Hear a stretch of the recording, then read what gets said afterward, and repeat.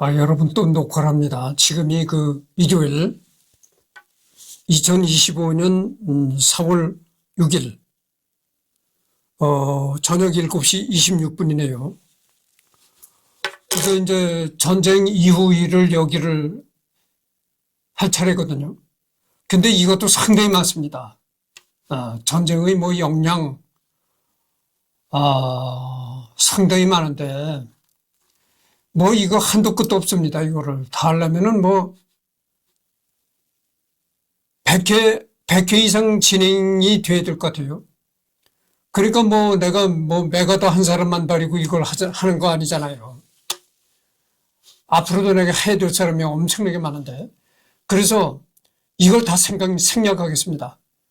전쟁의 역량, 전쟁에 대한 인식, 그 다음에 관련 기록, 6.25 전쟁 10대 미스터리, 이걸 한번 해보도록 하겠습니다.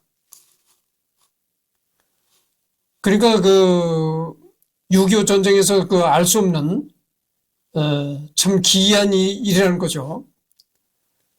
초창기 대한민국 국군의 장성 중 한 명이었던 이영근이 자신의 회고록인 군번 1번의 위기를 월간 중앙에 연재하면서 말미에 언급한 것, 6.25 전쟁이 발발한 1950년 6월 25일을 전후해서 한국군에서 발생한 석연치 않은 사건들에 대해서 지적한 내용이다. 이 형근은 아래 예시를 근거로 당시 한국군 내부에 간첩 내지는 북한과 동조하는 세력이 있었을 가능성을 제시하였다. 이 형근 장군이 말이죠. 군번 1번입니다. 우리나라 국군 군번 1번이 바로 이형근 장군이죠. 이형근 장군이 바로 이 사람입니다. 네, 이 사람이 이형근 장군이에요. 얼굴이 동그스러움 맞고, 여기 이제, 군복 기세는 별내기를 달았네요. 그래서 이 사람이 우리나라 육군의 군번 1번입니다. 근데 이 사람이 6.25 전쟁을 발발해가지고 그 시점에 한국 수뇌부에 스파이가 있었지 않았겠는가, 이런 의문을 제기한 사람이라는 거죠. 근데 내가 전번에도 얘기를 했잖아요. 이 6.25가 끝난 다음에 한국군 수뇌부에 스파이가 있었지 않았겠는가, 이런 걸 자체적으로 조사를 했다 그랬잖아요. 그 결과가 어떻게 나왔냐. 우리 군 내에는, 우리 군 수뇌부에는 스파이가 없었다, 이렇게 결론이 내려졌다고 했잖아요.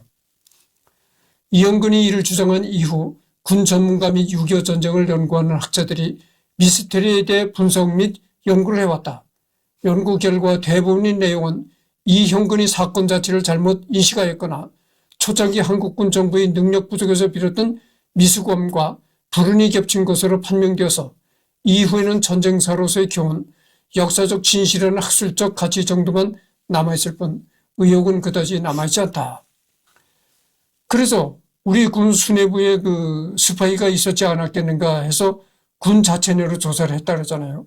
그 결과 뭐라고 했냐면은, 그 결과가 어떻게 나왔냐면, 우리 군 수뇌부에는 간첩이 없고 스파이가 없었고 군의 운영 미숙, 그 다음에 정부, 한마디로 정부가 돈이 없다고 하죠.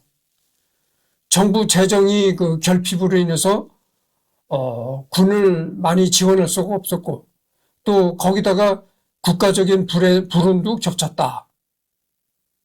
이래서 전쟁이 발발했다. 그렇게 결론 짓고 말하다는 거죠. 6.25 전쟁 때 대대장으로 참전했던 정승화도, 정승화 아시잖아요. 정승화 유명하잖아요. 김재규 중앙정보부장이 중앙정보부에서 거사를 치를 때, 그때 바로 정승화가 있었죠. 거기 정승화도 회고록에서 아래 석연치 않은 점 중 일부를 지적하고 있다. 다만 이형근과는 달리 이러이러한 점이 이상한데 이유는 잘 모르겠지만 연구를 해볼 필요가 있다는 정도의 언급에 가깝다. 주장 내용, 뭐가 이상하느냐. 일선 부대의 적정 보고를 군 수뇌부에서 묵살내지 무시했다는 점. 6.25 발발 직전인 1950년 4월에서 5월까지는 사단장이 지휘한 8사단뿐만 아니라 다른 사단에서도 적의 대규모 남침 징후가 보인다는 보고가 잇따랐을 것이다. 8사단의 경우 1950년 3월에서 5월 태백산맥으로 침투한 이호재 부대의 잔당과 김의현 유격대를 토벌하던 중 생포한 포로들의 신문결과 이구동성으로 적의 대규모 남침을 거듭 예고했기 때문에 이 정보를 육본에 수차례 보고해서는 무반응이었다. 육본 정보국에서 군 우두머리들한테, 그러니까 뭐 적어도 참모총장이나 이런 급한테 수차례 그 전쟁이 곧 일어날 것이라는 그 정보보고를 올렸다는 겁니다. 그런데도 그게 묵살이 됐다는 거예요. 그럼 이게 왜 묵살이 됐겠는가? 내가 얘기를 했잖아요. 아마도 이랬을 것이, 이런 점 때문에 묵살이 됐을 것이다. 근데 내가 언젠가 얘기를 했습니다. 아니, 아무리 정보가 올라온다 해도 거기에 뭐 대처할 수가 있습니까? 전쟁이 곧 임박했다고 그런 정보가 올라오면은 대처를 하려면 어떻게 해야 되겠어요? 뭐 무기를 증강시킨다든가 아니면은 뭐 휴전선 근방에 뭐 어떤 지뢰를 매설한다든가 북한이 남침을 못하게 이러려면 그게 전부 돈이다 이거죠. 여러분들 그 휴전선 근방에 저 서해에서 동해까지 휴전선이 이어지잖아요. 거기다 다 지뢰를 매설하려면 그 돈이 얼마입니까? 그때 대한민국이 말이죠. 밥도 먹기 어려운 지경이었었는데 그럴 돈이 있나요? 그러니까 뾰족한 수가 없는 거야. 밑에서 아무리 정보가 올라온다고 해도 뾰족한 수가 없잖아요. 그렇잖아요. 그러니까 이건 못 들은 체하고 묵살할 수밖에 없었다. 난 그렇게 생각이 들어요. 응? 우리 군수뇌부에 뭐 간첩이 있었던 것도 아닌데 각급 주요 지휘관의 이른바 6월 10일 인사이동, 유교가 발발하기 불과 2주일 전 중앙요직을 포함한 전후방 사단장과 연대급의 대대적인 교류와 이동이 단행되었다. 중요한 것은 한꺼번에 많은 인사를 단행한 것이 문제라는 점이다. 전후방 부대의 대대적인 교대, 6월 13일부터 6월 20일에 걸친 전후방 부대 교대 역시 부적절한 조치였다. 전투를 지휘해야 할 지휘관들이 적정이나 지형은커녕 부하들의 신상 파악조차 할 수 없었다. 입원과 일맥상통한데 부대 교체도 조금씩 해야 하는데 너무 한꺼번에 많은 부대를 동시에 교체하는 바람에 전력 공백을 이야기했다.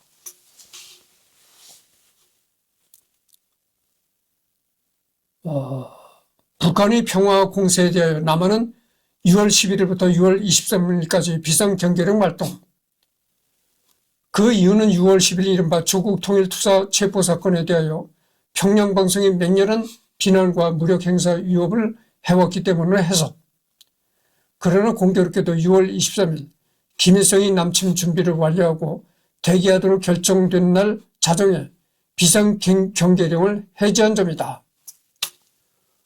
좀 더 부연 설명하지만 북한 측은 남북협상을 위해 특사 3명을 파견할 것이니 남측에서 메시지를 받으라 했다. 남한 측은 이들을 그날 38선 남방 1km 지점에서 맞아 메시지를 인수했다.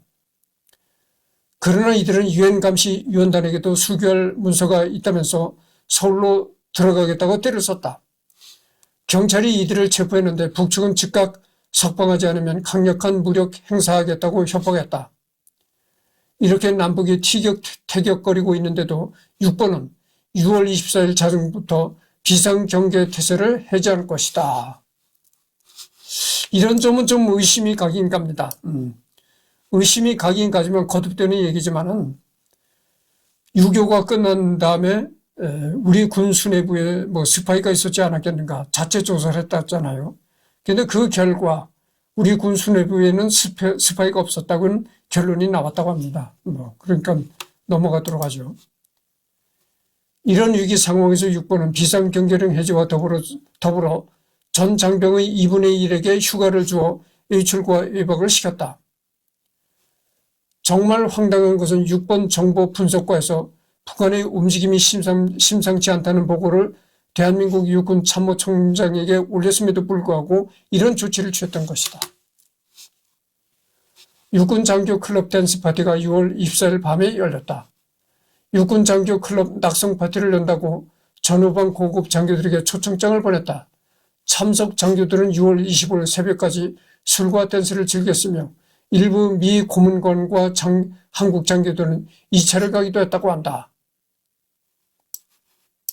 전쟁이 바로 일어나기 전날 밤에 장교들이 댄스 클럽에 모여서 술을 마시고 여자를 껴안고 댄스를 췄다. 참 이게 무기 이런 게 없으면은 무기야 뾰족한 수가 없잖아요. 돈이 없는데 어떻게 무기를 사올 수가 있겠어요. 그러니까 이 무기라든가 이런 건 뾰족한 수가 없다고 하지만 정신 상태가 이렇게 해이해졌었다 이 말이죠.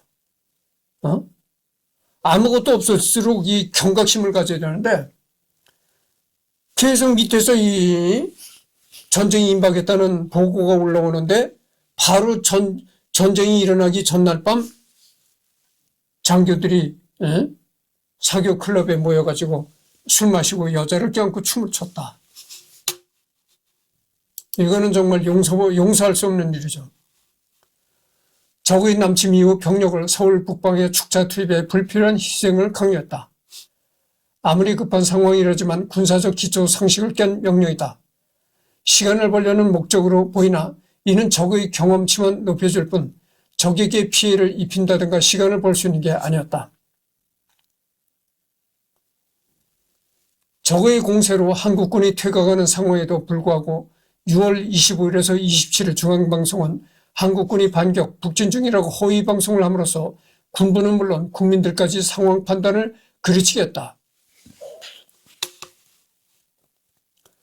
서울 북방에서 접전 중인 한국군이 상황 판단을 제대로 했다면 육부는 그들을 재빨리 전장에서 이탈케 다음 작전에 대비시킬 수도 있었을 것이다.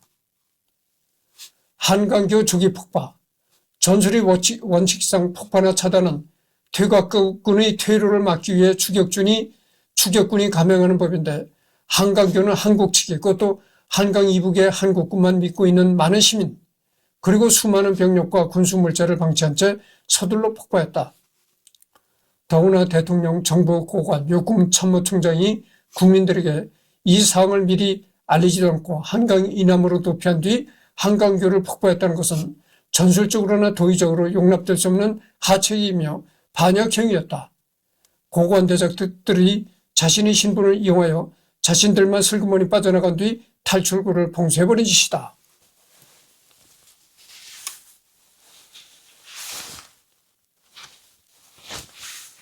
최창식 대령은 육군 참모총장의 명령에 복종. 한강교를 폭파했을 뿐인데 이에 책임을 지고 1950년 9월 21일에 비밀리에 처형되었다. 게다가 그때는 유엔군이 인천 상륙작전으로 전세가 역전되는 시기였는데 이런 경황을 틈타 책임 소재도 가리지 않은 채 미리 처형한 것은 정치적 복선이 있었음을 의심하지 않을 수 없다. 그래서 이 최창식 대령을 또 처단한 것이죠. 이때는 전쟁통이니까 전쟁 중이니까 처단이라 하면 무조건 총살을 말하는 겁니다. 그 최창식 그러니까 공병대 최창식 대령이 이제 총살당한 거죠. 한강을 미리 폭파시켰다는 그런 죄로다가 총살당했는데 이 최창식도 육군 참모총장의 명령을 받고 했다는 거죠. 아니 그러면 육군 참모총장에게 책임을 물어야 하는데 육군 참모총장은 그냥 놔두고 그 육군 참모총장의 하수인이었던 최창식 대령을 총살했다. 이건 말이 안 되는 거죠. 그러니까 몇 가지 그 의심점이 드는 내용들이 이겁니다. 일선부대의 적정 보고를 군 수뇌부에서 묵살 내지 무시했다는 점. 두 번째는 각급 주요 지휘관이 이른바 6월 10일 인사이동을 했다는 것. 전후방 부대의 대대적인 교체가 이루어졌다는 것. 북한의 평화 공세에 대하여 남한은 6월 11일부터 6월 23일까지 비상경계령 발동을 했다는 것. 그 비상경계령 발동을 해제시켰다는 것. 이런 위기 상황에서 육부는 비상경계령 해제와 더불어 전 장병의 2분의 1에게 휴가를 줘 외출과 외박을 시켰다는 것. 전쟁이 일어나기 바로 전날 밤 육군 장교들이 댄스 파티를 벌였다는 것. 적의 남침 이후 병력을 서울 북방의 축차 투입에 불필요한 희생을 낳았다는 것. 뭐 여러 가지가 있습니다. 그리고 전쟁이 일어났는데 중앙방송은 계속해서 한국군이 용감하게 싸우고 있다. 그래서 반격을 하고 공산군을 퇴각시키고 북진 중이라고 거짓 방송을 했다. 그다음에 한강교를 조기 폭파했다. 공병감 최창식에게 명령을 내렸던 육군 참모총장은 그대로 놔두고 최창식 대령을 하수인에 불과했던 최창식 대령을 처단했다. 이런 게 여러 가지 이제 의심이 가는 정황들이다 이겁니다. 이형근의 주장에 대한 반론. 그러니까 이제 여기에 대한 반론을 펴는 겁니다. 군 수뇌부의 적정보고 묵살. 일단 일선부대의 적정보고가 묵살된 것은 사실이다. 하지만 그 주체는 한국군 수뇌부가 아니라 미국이었다. 육군본부는 6월 23일에 미국 측에 적의 남침 징후를 보고했지만 미군이 이를 1950년 상반기 내내 지속된 위기설과 동일하게 취급했다. 그래서 육군본부에서 23일에 미국 측에다가 한국에 곧 전쟁이 일어날 것 같은 정보가 있다고 보고를 했다는 겁니다. 근데 이 보고를 미국이 묵살했다는 거예요. 미국이 뭐라고 얘기를 했냐면 그랬다는 거예요. 아니 그러지 않아도 유교가 일어나기 전에는 휴전선이 아니고 38선이라고 했잖아요. 38선 그 부근에서 토닥토닥 그 소규모 전투들이 많았어요. 그렇게 유교가 일어나기 전에 그 38선상에서 토닥토닥 소규모 전투들이 많으니까 미국에서 말을 하길 또 이렇게 생각한 거예요. 그게 무슨 대수냐. 예전에도 38선 부근에서 그렇게 전투가 많았었지 않았냐. 뭐 심히 걱정할 일이 아니다. 이렇게 생각했던 거죠. 그러니까 미국도 이게 미국의 생각도 그때 참 이게 한국군 역시 아래 4번, 5번 항목에서 살펴본 것처럼 수개월간 지속된 비상 경계령으로 야기된 피로와 부작용을 감당하기 힘든 수준의 측면이 있었다. 비상이라는 것은 내가 언젠가도 얘기를 했잖아요. 비상이라는 것은 걸었다가 좀 시일이 지나면 풀어야 되는 것이지. 그렇잖아요. 1년 365일 비상을 걸어놓고 있을 수는 없잖아요. 비상을 고작 해야 3, 4일 지나면 또 풀어야 되는 거예요. 그래야지 1년 365일 비상을 걸어놓고 있는다면 이건 말도 안 되는 거죠. 그렇다면 1년 365일 늘 비상에 걸려있으면 또 어떻게 생각했어요? 양치기 소년이로구만. 그럴 거 아니겠어요? 아니 이렇게 멀쩡한데 맨날 365일 비상이네? 오히려 정신이 해이해진다 이거죠. 그래서 비상은 걸었다가 며칠 지나면 반드시 풀어야 되는데 그렇게 계속 비상을 걸고 있다가 풀었을 때 그때 유교가 일어났다는 거죠. 수차례 반복된 비상경계령은 결국 그해 6월에 한국을 방문한 유엔 한국소위원회가 한국 정부의 불순한 의도를 의심하게 할 지경이었고 당시 한국군은 유엔 소위원회의 승인 없이는 평시에 함부로 탄약 등을 불출할 수 없는 상황이었다. 결국 당시 한국군 수뇌부가 남침 징후를 보고받고도 적극적으로 대응할 수 있는 방안은 거의 없었다. 여기 나오잖아요. 우리 군 수뇌부가 밑에서 전쟁이 일어난다는 보고를 받아도 대처할 뾰족할 수단이 없었다. 탄약마저도 우리 군 마음대로 사용할 수가 없었다. 반드시 여기 나오잖아요. 유엔 소위원회의 승인 없이는 탄약도 함부로 쓸 수가 없었다는 겁니다. 아니 상황이 그런데 어떻게 뭐 대처를 할 수가 있나요? 뾰족할 수가 없죠. 38선 지역에서의 국지전 자체는 계속해서 벌어졌고 신성모가 점심은 평양에서 저녁은 신의주에서라고 말할 정도로 북진 통일을 계속 주장하던 상황이었으니 미국 등이 의심한 것은 당연했다. 당시에는 미국도 북한의 남침 의도를 분명하게 알지 못했던 상황을 염두에 둬야 한다. 6.25가 일어나기 전 국방부 장관 신성모가 이렇게 얘기를 한 거예요. 6.25가 일어나면, 전쟁이 일어나면 점심은 평양에서 먹고 저녁은 신의주에서 먹는다. 계속 이렇게 얘기를 했던 거예요. 국방부 장관 신성모는 이렇게 얘기를 했고, 이승만 대통령인 이승만이는 뭐라고 했습니까? 우리는 북진 통일을 해야 됩니다. 이승만이 입만 열면 북진 통일을 얘기를 했다고죠. 그러니까 어떻게 되겠어요? 지금 대한민국은 그러지 않잖아요. 평화 통일을 얘기를 하잖아요. 지금은 대통령도 연설할 때 꼭 평화 통일을 얘기를 한단 말이죠. 그런데 이때는 그러지 않았어요. 이승만이 꼭 연설할 때 북진 통일을 얘기를 했다고죠. 그러니까 자, 보면 국방부 장관 신성모라는 작자는 전쟁을 하면 점심은 평양에서 먹고 저녁은 신의주에서 먹는다고 큰 소리 빵빵 치고, 이승만이는 연설만 하면은 북진 통일을 해야 합니다. 그렇게 연설을 한다고죠. 그러니까 미국이 생각하기에는 저 사람들한테 무기 대주지 말라. 무기를 대주면은 북진으로 밀고 올라갈 수가 있겠구나. 이렇게 생각했을 수도 있다고죠. 그래서도 미국이 한국군의 무장을 안 시켜줬다. 그것도 상당히 타당한 얘기입니다. 각급 주요 지휘관의 이른바 6월 10일 인사이동과 전후방 부대의 대대적인 교대. 의도는 좋았다. 이미 1950년 3월에서 4월에 전쟁 위기설이 나올 정도로 남북한의 군사적 정세는 위험수위에 있었다. 이런 상황에서 기존의 빨치산 토벌 및 치안 유지 위주로 임무를 수행했던 한국군의 인사체계 및 부대 배치를 그대로 방치하면 위험하다는 것은 불보듯 뻔하다. 당시 육군 참모총장인 최병덕을 비롯한 육군 수뇌부는 이를 해결하기 위해 될수록 유능한 지휘관을 엄선해서 전방의 야전 부대에 배치하고 야전 부대들을 최대한 빨리 개편해서 전투력을 끌어올리려 했다.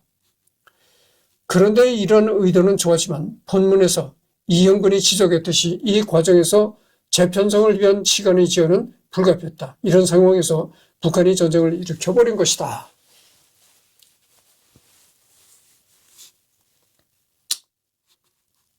비상경계령 해제, 외출 외박 실시. 이형근은 이 비상경계령이 6월 11일부터 내려졌다고 주장하는데 실제로는 그 이전부터 비상경계령이 내려져 있었다. 위에 언급한 것처럼 당시 남북한 정세가 심상치 않았고 1950년 4월 29일에 최초로 비상경계령이 떨어졌다. 이후 5월 3일에 해제하였다가 다시 5월 9일 경계령이 떨어졌고 이후 6월 2일에 해제하였다가 6월 11일 또다시 경계령이 떨어진 것. 이로 인해 당시 한국군은 위에서 잠깐 언급한 것처럼 장시간의 비상경계령으로 인한 스트레스 및 피로도 증가 등으로 병사들의 전투력이 많이 떨어져 있는 상황이었다. 당장 경계 태세를 유지해 춘천, 홍천 전투 때 선전한 것으로 알려진 육사단의 경우에도 당시 김정호 사단장이 비상경계 태세를 유지하려고 하자 슈야 참모 및 지휘관들이 애들 목욕하고 이발을 할 시간은 줘야 한다고 건의해서 일출 예박 휴가 금지만 유지하고 경계 인원은 최소한으로 축소시켰을 정도다. 그렇죠. 내가 그렇잖아요. 아니 비상을 1년 365일 비상을 걸고 있을 수는 없잖아요. 그러니까 걸었다가 며칠 지나면 또 풀어주고 이래야 된다는 거죠. 그러니까 계속 비상을 걸고 있으면 여기도 나오잖아요. 장교들이 뭐라고 하냐면 그랬다잖아요. 애들 목욕도 하고 이발도 할 시간을 줘야 될 거 아니냐. 그러니까 마냥 그렇게 비상을 걸고 있지 말고 비상을 풀어라. 비상을 풀었다가 또 걸더라도 풀어라. 이렇게 했다는 거예요. 그리고 정신 상태도 해이해지는 겁니다. 1년 365일 비상을 걸고 있으면 어떻게 되겠어요? 야, 이거 완전히 양치기 소년이로구나. 이렇게 될 것 아니겠어요? 게다가 위에서도 언급했지만 하필 이승만 정권이 북진 드립에 반복되는 비상경제령 탓에 한국군 통제 권한이 있는 유엔 한국 소위부터가 이상한 눈초리로 닥달하고 있으니 정치적인 이유에서도 일단 대규모 휴가라는 퍼포먼스를 보일 필요가 있었다.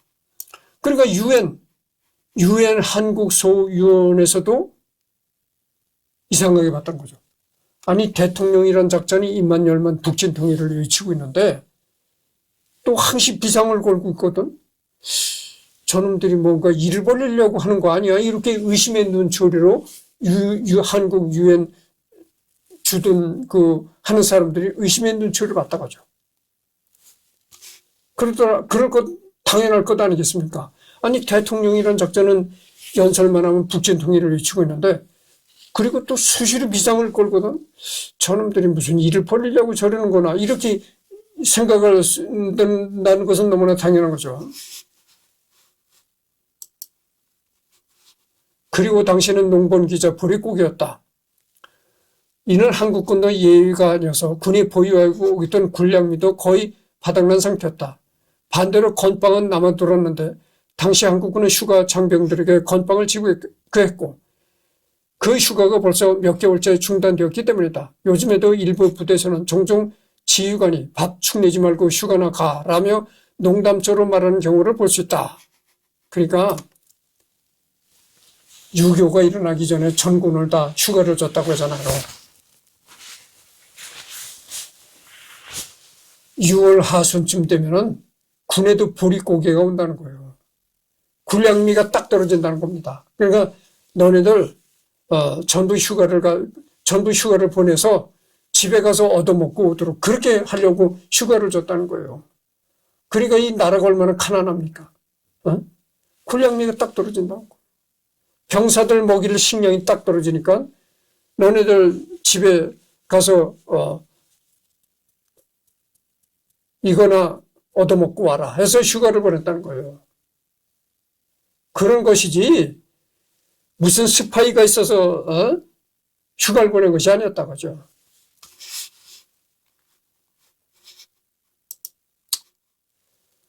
하물며 군량미가 절대적으로 부족했던 당시의 휴가 금지로 인한 군량미 소모는 결코 무시할 수준이 아니었다.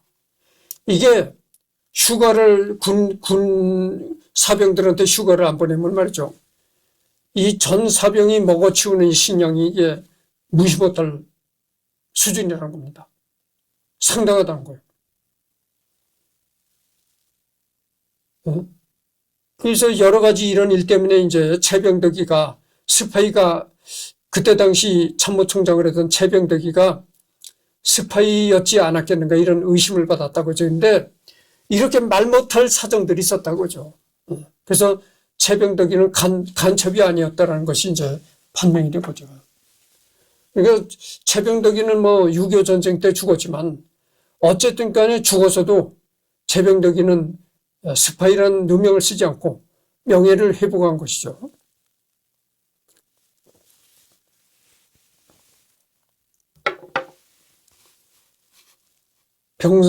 농번기 일손을 돕게 하고 군량미를 전략할 필요가 있었다. 당시 남한은 제대로 된 2차, 3차 산업이 없던 가난한 농업국이었다는 것을 잘 생각해야 한다. 문제는 남한에겐 정말 불행하게도 북한이 이 시기를 잡아버린 것이다. 그렇죠. 군량미가 딱 떨어져서 전군을 휴가를 보내는 그 시기를 틈타서 전쟁을 일으켰다는 거죠. 그러니까 여기도 나오잖아요. 가난한 농업국이었었는데 군량미까지 딱 떨어진다 이거예요. 그렇게 대한민국이 그렇게 가난했다고 하죠.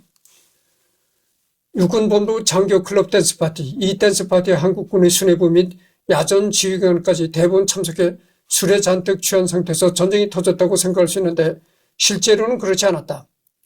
당시 축하 연회에는 육군본부 및 서울에 있던 부대의 일부 참모 장교들이 참석했을 뿐 이형근 외에도 전방의 야전 지휘관들은 연회에 참석하지 않고 부대에 남아 있었다. 그러니까 그 댄스 파티에 참석했던 장교들은 군의 일부 장교만 참석했다는 거예요. 여전히 그 전방에서 전방에서 그 경계하던 장교들은 경계 근무에 몰입했다는 거죠. 근데 우리가 생각할 게 장교들이 모여서 댄스 파티를 벌였다고 무조건 나쁘다고 볼 수는 없는 거잖아요. 그렇잖아요. 장교도 사람이고, 그런데 장교들도 모여서 어떤 술을 먹고 댄스 파티도 한 번씩 즐기고 나야 사기가 높아질 것 아니겠어요. 그런 측면에서 생각해 본다면 장교들이 댄스 파티를 벌였다고 해가지고 무조건 나쁘다고 비난할 수는 없는 겁니다. 그렇잖아요, 여러분들? 즉, 예를 들면 말이죠. 일을 열심히 하다가 주말에 쉬기도 해야 다시 일할 욕구가 생기는 것이지. 365일 계속 일만 해보셔. 사기가 떨어지죠. 그런 겁니다, 이게. 그래서 반드시 댄스 파티를 벌였다고, 이것을 비난할 일은 못 된다, 이겁니다. 적의 남침 이후 병력을 서울 북방의 축차 투입에 불필요한 장병들의 희생을 강요했다는 얘기에 대해서는 이런 얘기가 나옵니다. 이는 당시 육군 본부의 대혼란과 정치권의 압박이 빚은 참사에 가깝다. 각각 6사단과 8사단이 간신히 방어를 하고 있던 춘천시 방어선과 강릉시 동해안 축선을 제외하면 모든 전선에서 압도적으로 밀리고 있었고 미숙한 지휘 능력으로 인해 육군 본부는 제대로 된 상황 파악을 하지 못하고 있었다. 어느 기록에 따르면 민간인으로 유장한 북한군이 전선을 끊어버리면서 주공이었던 의정부 측선에서 결과만 보고되었고 다른 전선에서 상황은 파악이 어려웠다고 한다. 이는 당시 무선 연락선을 구축하지 않았더라는 이야기와 연계해보면 어느 정도 타당성이 있는 것으로 생각한다. 어떤 기록에 의하면은 북한군이 민간인으로 유장해가지고 민간인 복을 입고 허름한 농부처럼 밀짚모를 쓰고 이게 농부로 유장해가지고 의정부에 스며들어가지고 이 전선을 잘랐다는 겁니다. 그러니까 이 통신선을 잘랐다는 거죠. 그런 얘기도 신빙성이 있는 얘기라는 거죠. 만약 이것이 헛소문이 아니라는 겁니다. 이때 당시 6.25가 일어날 당시 무전을 친다든가 무선으로 하는 무전이라든가 이런 게 없었거든. 한국군에. 전부 다 유선으로 이제 그러는 건데. 여기에 기필코 수도 서울을 사수해야 한다는 정치권의 압박은 도를 넘고 있었다. 정치권들이 전부 어떻게든지 서울을 사수해야 한다는 그 압박을 최병덕이한테 계속 압박을 넣었다는 거죠. 이 때문에 당시 최병덕 육군 참모총장을 비롯한 육군 지휘부에선 체계적인 서울 방어 계획을 세우지 못한 채 여유 병력이 생기는 대로 서울 북부의 방어선에 축자 투입하는 실책을 저지른 것이다. 그러니까 자꾸 정치권에서 이 최병덕이한테 압력을 넣는 거야. 서울을 사수해야 된다. 지켜야 된다. 계속 이렇게 압력을 넣으니까 일보 전진을 위한 이보 전진을 위한 일보 후퇴 그런 말 있잖아요.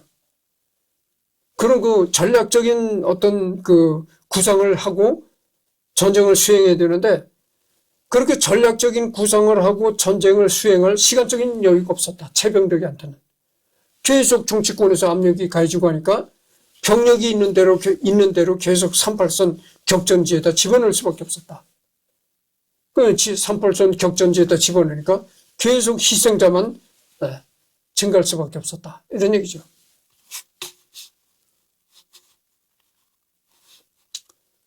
또한 축차 투입이라는 실책에는 오히려 이형근 본인의 책임도 일부 존재한다.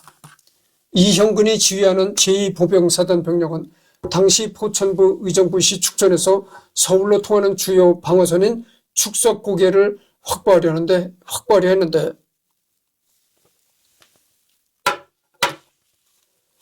최병덕 총참모장이 이사단 병력이 축차 투입 명령을 내린 것과는 별도로 이형근도 예하 연대의 일부 병력을 대대별로 임시 배속해서 축차 투입해버린 것.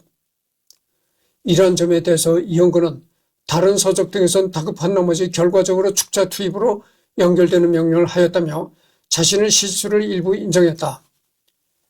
축성령 방어전 당시 이형근과 최병덕 중 어느 쪽이 축차 투입에 더 큰 책임이 있는지는 섣불리 단언하기 어려우나 확실한 것은 이형근 본인도 어느 정도의 책임은 있었다는 것. 그리고 라디오를 통한 허위방송.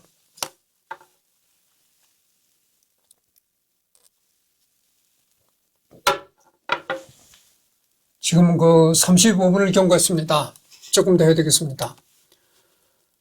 이는 이승만 대통령 등 정치권에서 저지른 실책이다. 허위 방송을 한 이유를 굳이 옹호하자면 유언비어로 인해 서울 시내가 혼란에 빠지는 것을 막고 국민들을 안심시키려 한 것으로 볼 수 있겠지만 개전 직후의 상황은 전혀 그렇지 않았다. 이미 25일 개전 당일에 포천 축선이 뚫려 의정부시가 함락당할 위치에 처한 상황에서 행정부는 최대한 사실 그대로를 전파하고 최악의 시나리오인 서울의 포기 또한 미리 고려해야 했다. 그럼에도 신성모 등은 서울을 포기하는 것은 있을 수 없다며 제대로 된 후퇴 방어 계획이 아닌 무모한 반격만을 주장해 서울을 포기하는 데 필요한 시간이 낭비되었다. 게다가 이승만 대통령이 서울을 빠져나간 것 자체는 급박한 전황 때문에 용납할 수 있지만 대통령이 도주한다는 책임을 잠깐이라도 면피하기 위해 말 그대로 몰래 서울에서 도망치면서 정작 서울 시민의 동료를 막기 위한 명목으로 허위 방송을 계속해 내보낸 것이다. 이런 허위 방송. 그러니까 이승만이는 이미 서울을 빠져나간데도 불구하고 이승만이가 녹음하던 녹음기가 돌아가면서 허위 방송을 했다. 여러분들은 서울 시민 여러분들은 걱정하지 말고 생업에 충실하고 있어라. 우리 국군은 지금 용감하게 싸우고 있다. 그러니까 걱정하지 마시라. 자기는 벌써 서울을 빠져나갔는데 이게 그래서 어느 영화 감독이 그렇게 이승만이를 아주 굉장히 영웅시하는 그런 그 영화를 만들어 가지고 굉장히 시청률을 많이 올렸잖아요.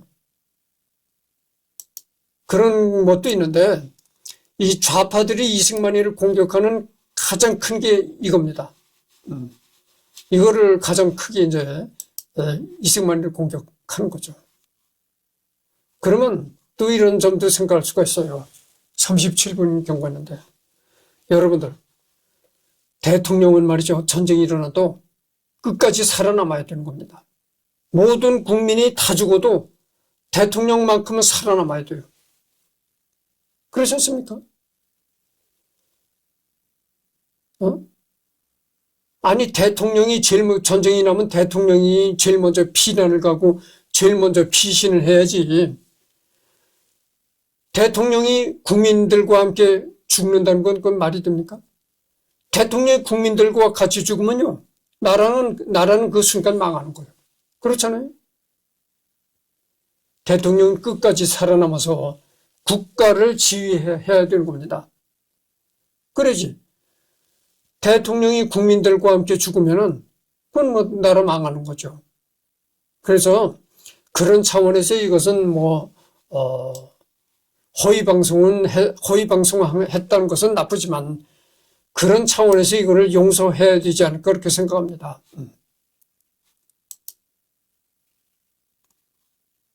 그래서 다음에는 한강교의 조기 폭파가 나오는데 지금 39분을 경과했네요. 이거는 다음 주에 가서 하도록 하겠습니다.